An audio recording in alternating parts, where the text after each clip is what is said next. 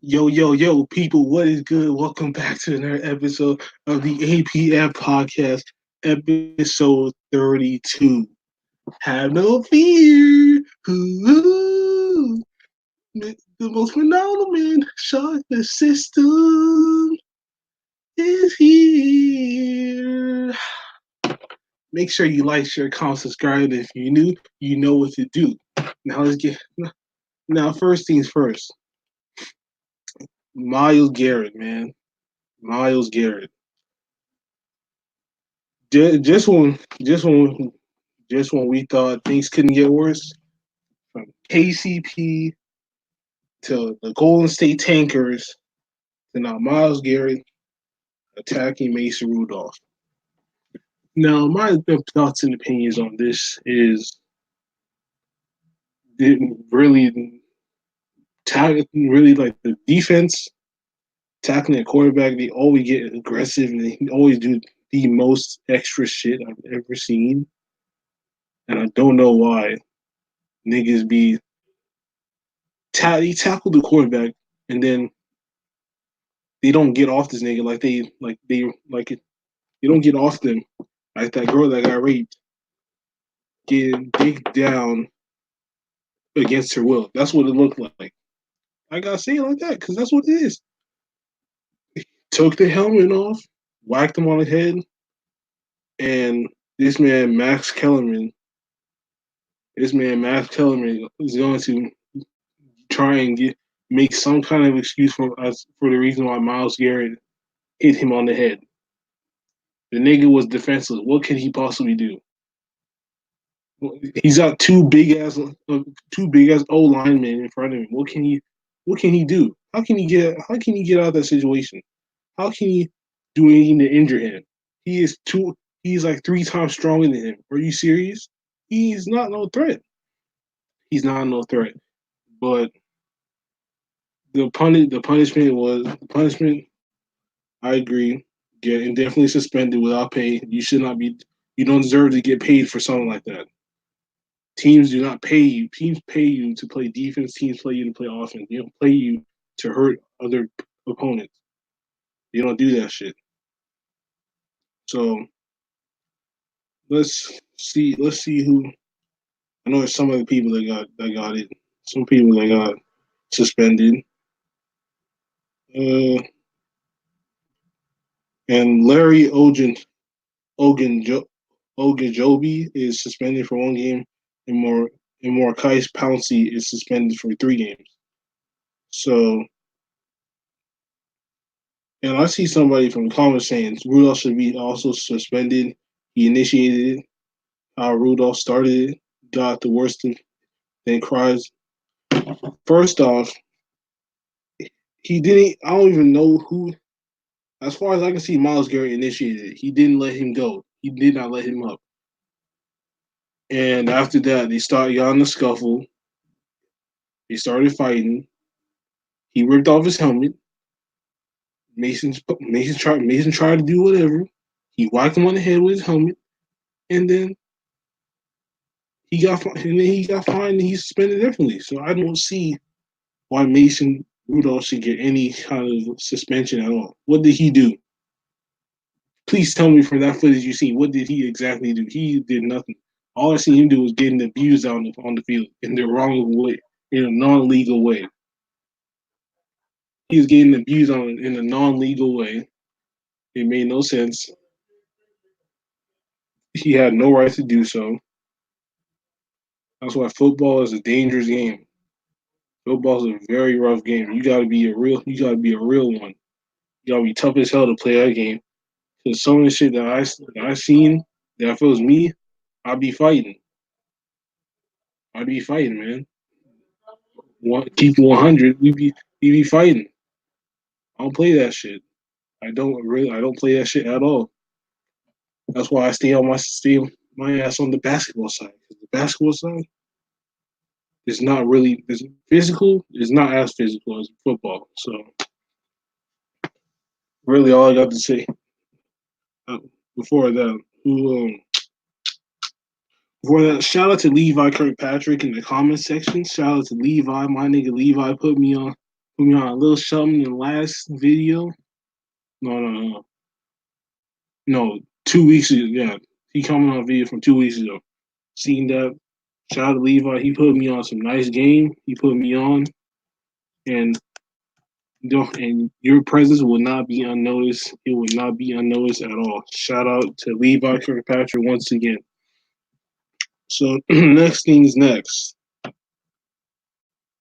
I think I think we found KCP's burner account. And you already know. You already know me and KCP, we don't seem eye to eye. He he is one of those. He is one of those. And we have here. But anyways, we have KCP will take any of you con teammates 1-on-1 and run them out of the gym. You're goofy. Hell no. Nah. That nigga can't take no 1v1. I can let him go straight up to the paint and he'll miss a layup. Wide open. Fuck out of here. Dude, this goofy name 1050879294. Nigga, what are you trying to solve a whole math equation with that name, bitch? Like, oh my god. His name is Cantavius Tandem Caldwell Pope. Now, obviously, I think this is a fucking joke, but if it's real, man, because like, hey, look, anybody can do that. Anybody can do that shit. Like, come on, now. You telling me that no, even my ass can even create an account like this and act like a KCP dick rider. But for fuck's sake, that's just not gonna happen at all. You can put money on that, but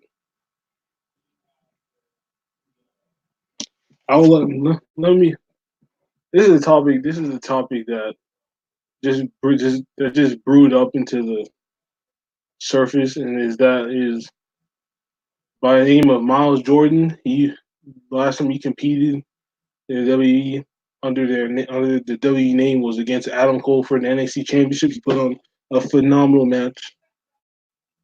He had really he they had really big plans. They had really big plans, but he had recently quit quit on WWE because of a T-shirt like this little merchandise shit where they go up to him, they get his approval, and supposedly they say he got his approval, and then when the product released, now he hates the design. So it's just like he's one of the, and then he also saying they showed it to him on a white tee, and then he put it on a black tee. So now this man is like literally bashing their name. He is defamating them in all types of ways possible. He's literally showing them all kinds of disrespect, yet they still want to keep him signed. Like it doesn't make sense. It doesn't make sense how he first. I don't. That's the confusing part. Is did they come up to him and say, did they come up to him and get the okay, or did they just put it? Did they just say that shit to cover up? Because you gotta look at it from all types of ways. Because why would he? Why would he act like that if they went up to him? If no, why would he act like that if they didn't go up to him? If they didn't go up to him, then he's acting like that. If they did, then why was he acting like that at all? Because there's like a bunch of T-shirts with covers and shit. There's a bunch of them. So and I find and this is like this is one of those situations where I'm trying to wrap my head around. Like, what the fuck is it? What was his mo? Like, what the fuck? Like, what the fuck, my nigga? Like, are you serious? I don't even know. I really don't know. But we got see now. Look at now. This thing is So Gordon Hayward, who was balling out this season, he's only missed 6 weeks on a broken hand. He recently fractured his hand, broke his hand, and then Curry, same thing. His hand, he's out for 3 months. Supposedly, he's out for the season. Gordon Hayward, he got surgery. He's out for 6 weeks. So, what kind of hand injury does he really have? What kind of hand injury does he really have? Does he have a broken hand? Does he have a fractured hand? Does he have like what you call a ruptured hand or some shit in his hand? What does he really have? Because me personally, I really don't know, and I could really give a fuck because it's time for the Warriors to get their comeuppance, and it's time for them to take that L like they deserve. Like they deservingly should have that L. They're like what 2-10. They're the bottom. They're the bottom 500. This is looking like the 2010-11 season all over again, where they were sub 500 for the whole year. So it doesn't it don't it don't make sense.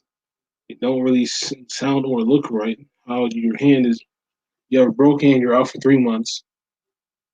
He probably knows it's over. But anyway, he probably knows he's wasting his time this season. Why the fuck would he return? I get it. I get it. Why would I return when I know my team's ass? I don't got Clay. I don't got KD. I don't got Dre. I don't got Andre. So I don't got Sean Livingston either. So that team literally got stripped down like a strip club, and these got patched up with some tape.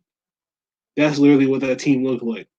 Now they may have had like a replacement, sort of, in D'Angelo Russell, but that's not good enough.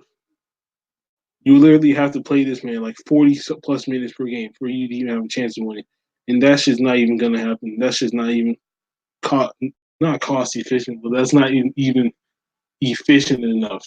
Allen Iverson, he averaged like what 2-3 seasons with 40 minutes plus per game. Why? Because they had nobody else. He was the only nigga that could do shit on his team. Same thing for LeBron. LeBron had averaged 40 minutes per game at one point during his career. Why? Because nobody could score on his team. Look at the stat line. Look at the stat line. Look at the career comparisons between Allen Iverson and LeBron. Monte Ellis, the same thing. He averaged 40 minutes per game at one point. Michael Finley, all these guys. Michael Finley was a different case. He wasn't a star. He just was not. He was just a guy that played his role and that could shoot and that could play decent defense, that had a decent offensive skill set. And he could shoot threes good. So really, something like hand injuries also are different. Some people, like for example, like Curry, he had a broken hand. He's out for 3 months. Gordon Hayward, he got surgery. He's out for 6 weeks. So his hand. But then you got to look at it. Gordon Hayward ran into somebody. He ran into a screen. Curry, he fell. Someone fell on him. So the odds are someone falling on you is worse than you running into a screen the wrong way. So some people it don't make sense, but to me is to me it does because you gotta look at like I said you gotta look at it from all variables. You gotta look at it from all variables. You gotta assess all types of situations. You gotta see what situation is worse: someone falling on your hand, or you running to the screen the wrong way. Someone falling on your hand is way worse than you running to the screen the wrong way. That's just me. That's just facts. Marie, yeah. Now let's talk about Carmelo Anthony, the guy that has gotten so much disrespect over the past like 2 years, over the past like year or two. He's gotten so much disrespect. People are saying he's washed up. People are saying he's not good. People are saying he can't he can't handle the bench role. And that may be true because he's always started. when you think of Carmelo Anthony, you see that he has started all of his game, most of his games for his entire career. He played over 1,000 games, not on the bench. He's played 1,000 games first. He's played 1,000 games. He's one of the first of his teammates on the court 1,000 times. He's done that over 1,000 times already. Starting lineup over. He's made the starting lineup over 1,000 times already. You don't know him for going on the bench. That's Jamal Crawford. That's Lou Williams. That's Jason Terry. Those guys. That's it. You can say no. You can't really say James Harden. You can't really say James Harden. Although he did win it, but you can say Lamar Odom. And Lamar Odom is a starter caliber player for when he was playing. But the Trailblazers recently picked him up, and he got a non-guaranteed contract. That so that means the contract isn't guaranteed until I don't know the clear definition, but it's not really guaranteed until they see fit. I was like, okay, okay, we'll give you an actual contract. We'll sign you on for like this season and see how it goes. And if things go good, and then we'll throw in a new contract for you type shit. And they asked Damian Lillard. They said, okay, why would Damian Lillard say no? The fuck? He knows Melo's good. He knows Melo's that nigga. And I believe Melo's still that nigga. And for everybody disrespecting Melo, fuck you. Simply fuck you, my nigga. Fuck you. That nigga will sauce your bitch ass up in any way, shape, or form possible. He really step back on you. He could even do the most simple post moves ever and still score on your ass.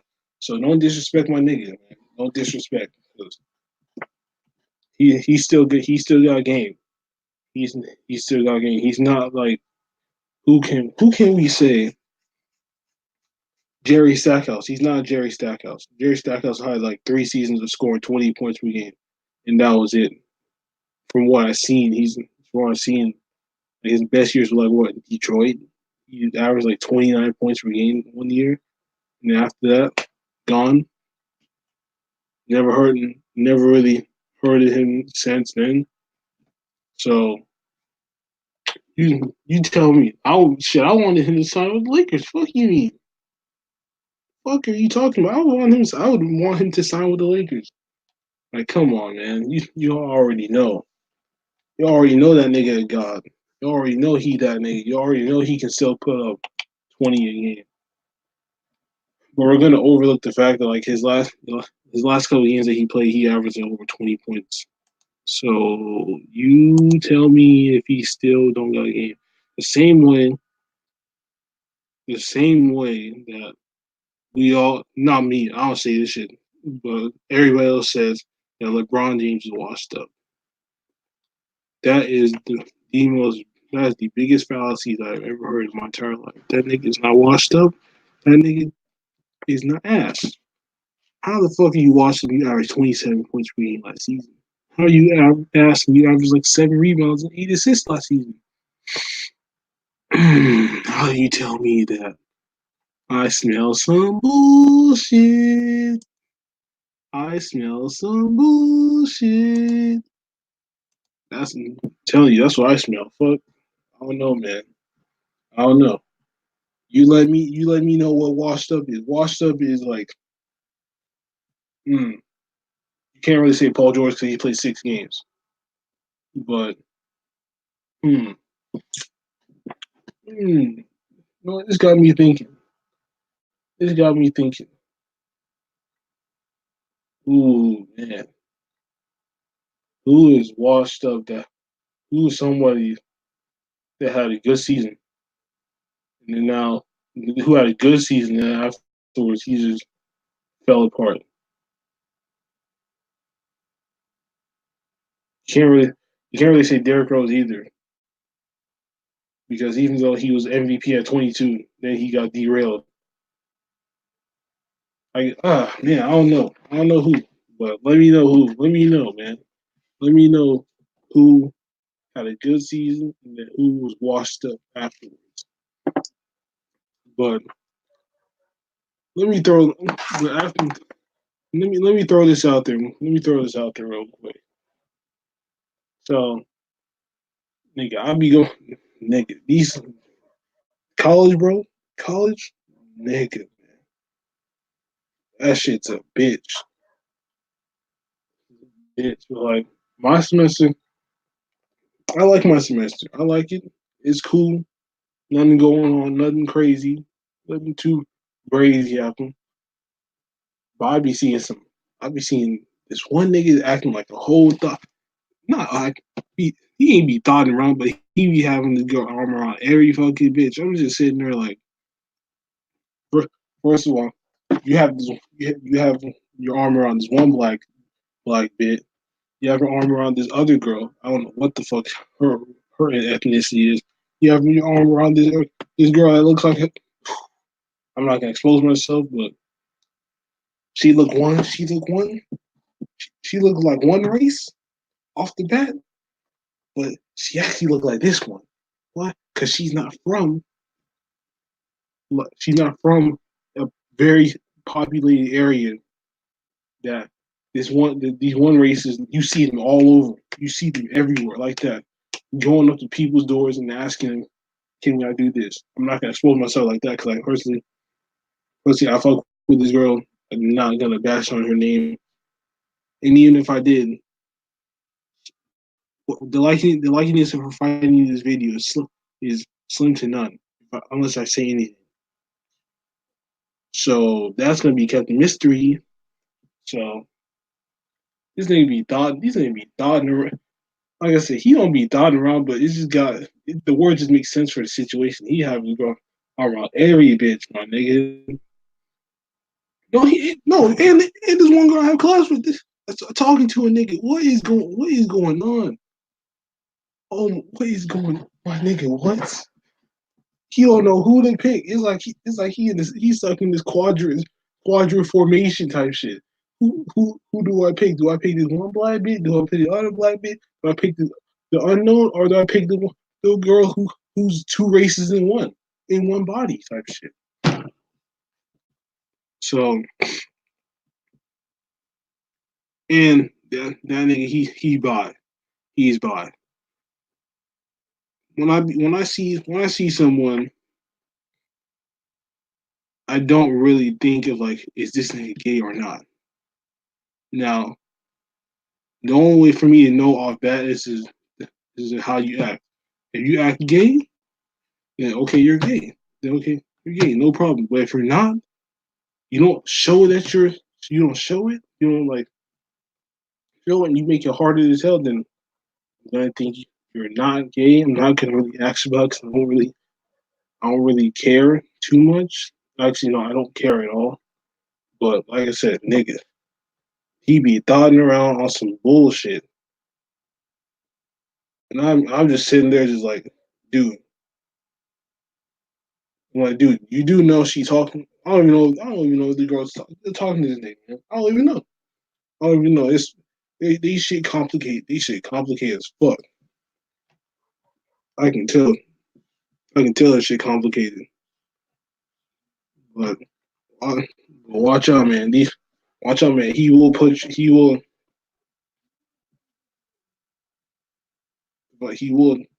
arm around your bitch. Keep your shit locked up, my nigga. Keep your shit locked up.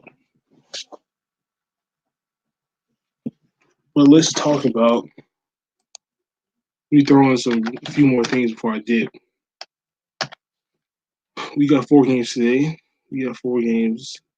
Oh no, we got six. Six of them going on. Spurs and Magic. Pick the Spurs to win. It's in Orlando Magic. They got Nikola Vucevic and Aaron Gordon, two front linemen. There's nobody on the perimeter end. What they got? Terrence Ross. With Jonathan Isaac. Jonathan Isaac. He's not a forward, so they don't really got shit. The Pistons. They gotta win that game. The Hornets got Terry Rozier, man. Ever since he left Boston, they fell off. They fell off. Sixers easily. They easily. See, I say they easily got it. Say they easily got it, but you never know. The Thunder, they may turn that shit around. But I picked the Sixers to win that one. Pacers, Rockets, Rockets, Rockets. Man, like there's not enough said. Who they on the Pacers? Nobody. They don't. No, nobody really. Jazz and Grizzlies. Jazz. The, another one simple like that. Nothing really much to say. Wizards and Timberwolves. Timberwolves. Aaron. No. I said Aaron. I said Aaron. I'm about to say Aaron. Andrew Wiggins. He's coming alive. He's coming alive. He's showing us. He's showing us that he is tired of being disrespected and tired of being asked a question. What? He's tired of a lot of people saying, "Why does he have a $40 million type contract? He doesn't play like it." He's showing us now. He is showing us now, and I am loving it. And I need to see more from this nigga. I need to see more. Don't. I hope you're done with that bullshit because you keep going. Because if you don't, because if you go back to what you was doing before, past seasons, nigga, say goodbye, man. Zach LaVine, he already got off the team. That was a very stupid trade. The Timberwolves had a had a young big three core. He had a young big three core, man. Timberwolves could have done something. The same thing with Oklahoma City. They had Harden, Westbrook, Durant. They went to the finals. They put them back, put them on that same team again. It's gonna be a whole different story. If they come back together, the whole NBA is gonna blow up. Simple. If they come back together, I'm saying this right now. If they come back together, the whole NBA is gonna blow up. And whatever team they're on, they're automatically gonna be favorites to win. It's just like simple. Same thing for the Warriors. When KD showed to the Warriors, they were favored to win. Why? Because they had Curry, they had Durant, they had Thompson, they had Green, they had like the Hamptons five, yeah, and they had like a good bench. They were going to win. And what they did, they did that twice already. So, and my prediction was right. My prediction was right that Kristaps Porzingis was gonna go the fuck off. That he was gonna go off against his old team, but they lost. They lost, and Luka, of course he went off. Come on now, come on now. We all know this. Of course he went off. Of course he went off. Like, come on. It's at this point. It's like he's unbound. He's not bound to be a top player in this league the way he's playing. That's a whole motherfucking nigga right there. That's he on some bull. He over there balling, my nigga. I told you, Kristaps Porzingis face the Knicks. He faced the Knicks and balled on their ass. I think they fucking lost the game too. I think they did when they played. When did they play? When did the fuck did they play? Shit. I'm looking for that shit. No, man, hold on, man, because dude, I'm looking for it. You see, yeah, they played.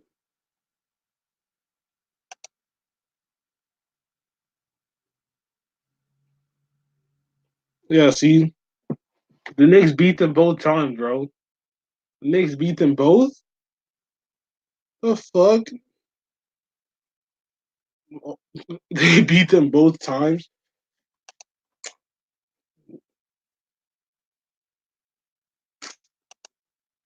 See, this one told you he's going to go off against them. What happened? I knew it. I'm telling you. You get traded from your old team. You go to your new team. You play your old team, and you guys, the person that got traded goes off.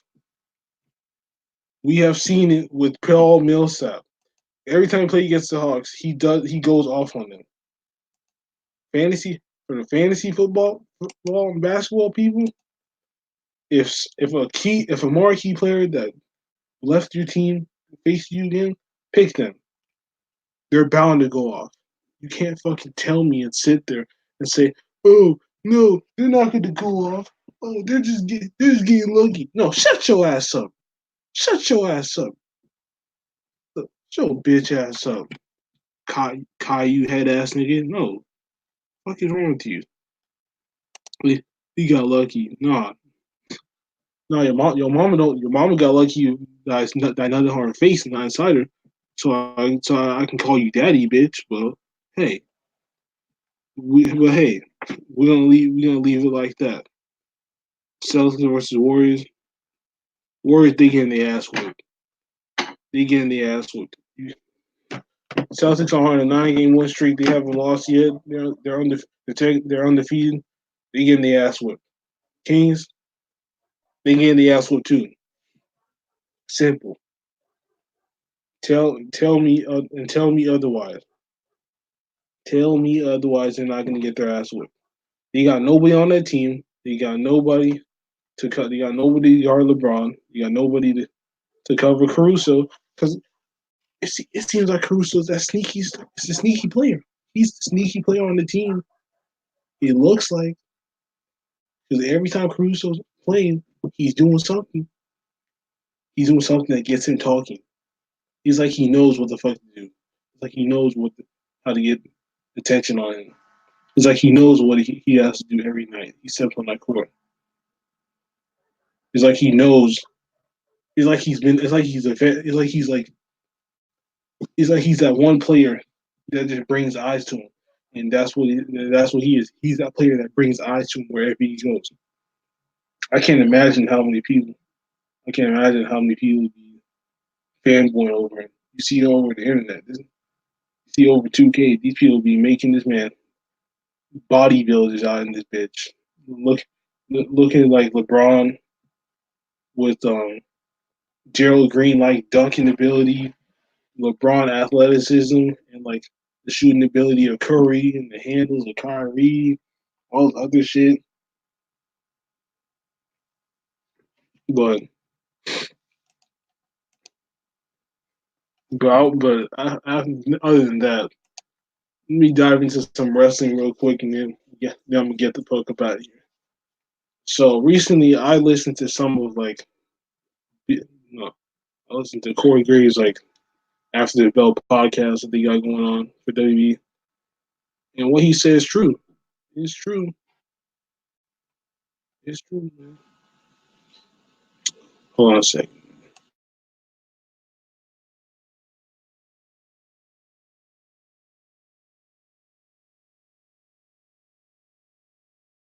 All right, we good? Okay, we good. All right, bet. What he said was true. Big E, Big E is. I think he can thrive as a singles competitor. Also, I think he can. Why do I say he can? Because he was a former Intercontinental champion, former NXT champion. People forget he's a former NXT champion. People forget before the New Day, he started by himself. He started with Dolph Ziggler. He was like the second ever NXT champion. Where people fail to realize that he could be something. There was even like rumors quite some time ago that he was the one who's going to turn heel. I still think that's going to be looming. I still think that's looming up in the air. I still think it's looming up in the air. And I agree with Corey on this too. As entertaining as the New Day are, and they are very entertaining. I love all three. I fuck with all three of them. I really do. As entertaining as they are, Kofi is the only one that's gotten that singles championship shine. He's the only one that's been like in the spotlight for like the last year. While Big E and Xavier was just on the tag team scene. They just sat back. They didn't really sit back, but they just was in the tag team scene by themselves basically. With where they thrived at their best. Was no problem, no nothing. But I think it's time for Big E. It's time for Big E to get his singles championship shot. And I feel the way Big E markets himself can be like an eye looking. It'd be like, who's this guy? We never heard of him before. Now I will start getting invested into who he is. I will start tuning in to who he is and what he's about and what does he do. Why does he why does he get all these eyes at him? Why does he get all these people to do what he to like mock him in a positive way? Do what he do. Bring that same energy. So Xavier Woods, he also started out as singles, but I don't think he's made for the singles spotlight. I don't think he is. Not necessarily because he ain't big or strong, but like you can just like see that he thrives more on a team level than a singles level.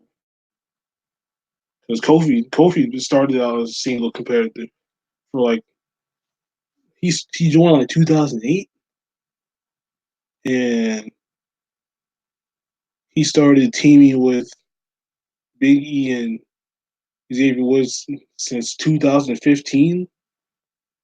So he's been on his own for like the first 6 years of his career, and like the four last 4 years of his career in WWE, he's been on the tag team scene. He's on the singles and tag team scene because he can do both. That's we see clear as day. He can. But I think Big E can become a future.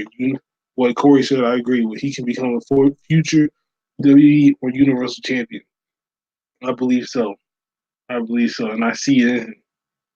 I've seen we've seen clear as day. He has had championship singles gold by himself. He won the Intercontinental title by himself. He won the NXT title by himself. So what makes us think that he can't get to that next level? He's already close to becoming a Triple Crown champion. He's already close to becoming. Mm, yeah, he's already close to becoming a Grand Slam champion. He's already close. So, and one more topic I'd like to touch on is the Fiend Bray Wyatt. He's also doing some big things. I like what he's doing. It was very shocking at first to see him come alive after the whole Matt Hardy situation. He went off TV. He had a kid. He was trying to read. He's trying to revamp his character as something more different. And then the Fiend shows up, and everybody likes the Firefly Funhouse. Everybody tunes in for that shit. Supposedly, from what I've seen, everybody likes to see that shit. And then that red light.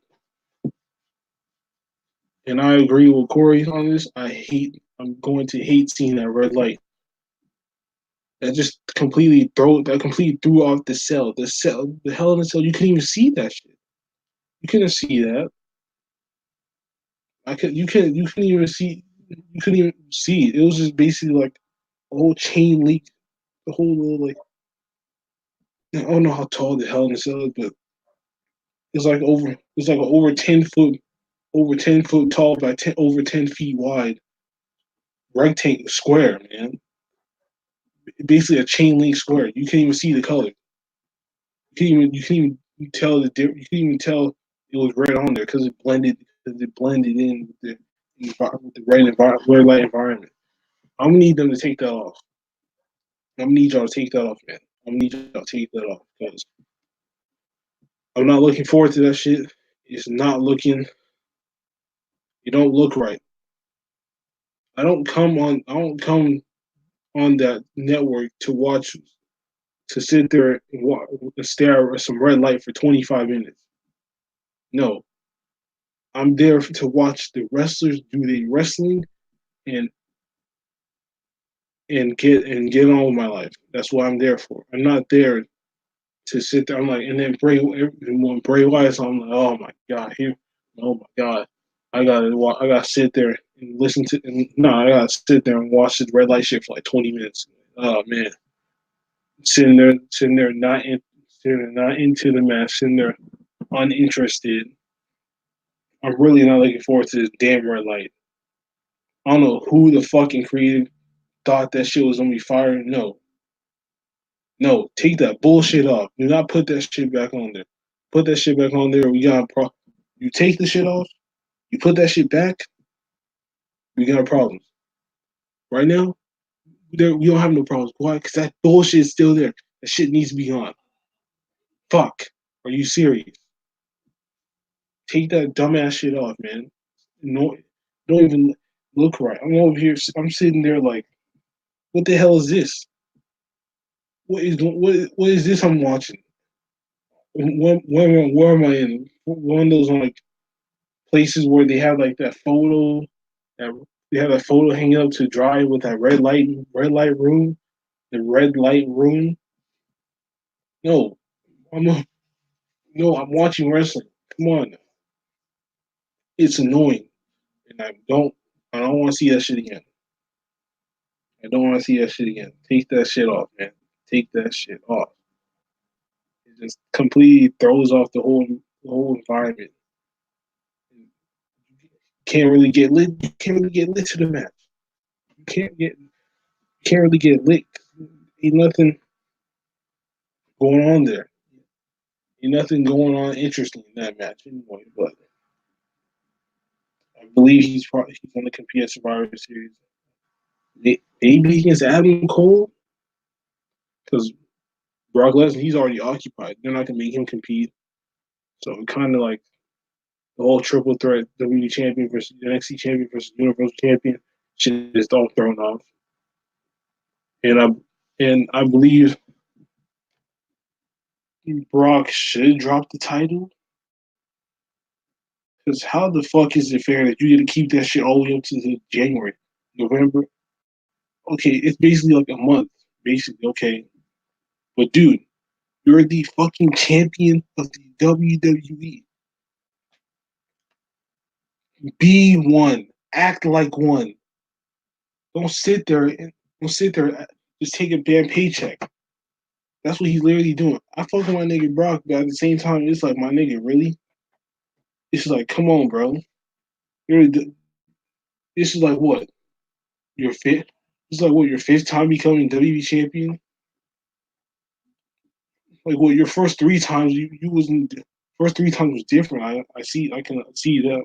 But now, when you was WWE champion four times for 224 days, you was at least there. You at least was defending the damn title. Now, Survivor Series, your last one, lose the title, man. I need Ray to be champion anyway. I need him to have an actual fair WWE championship reign. So the last time he was WWE champion, he lost that shit in the same night. So it was like his whole quest to becoming WWE champion since his inception in the WWE was wasted. It was wasted, and I did not like it at all. And out of all people he lost it to that same night, he lost it to John Cena. John Cena. Now, I don't know ill will to John Cena at all, but like him out of all people, bro. It was like Cena lost the title. Now he gets it, easily got it back from Mysterio again. So if so, really, that's like my take on some of the Survivor Series matches, and I'll put my full breakdown of what I think of the card next week because we still have yet to have the NXT superstars and all the other matches. But I just broke down some of them right now. I broke down like some of them. And I didn't really break them down. I'm breaking.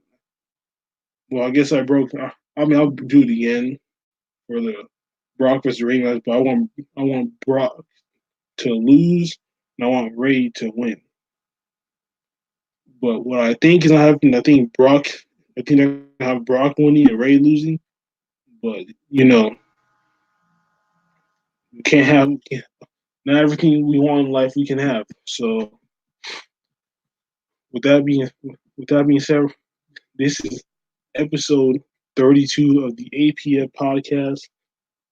It is your boy, the most phenomenal man that has shocked the system, aka the coach, and we are out. Ah!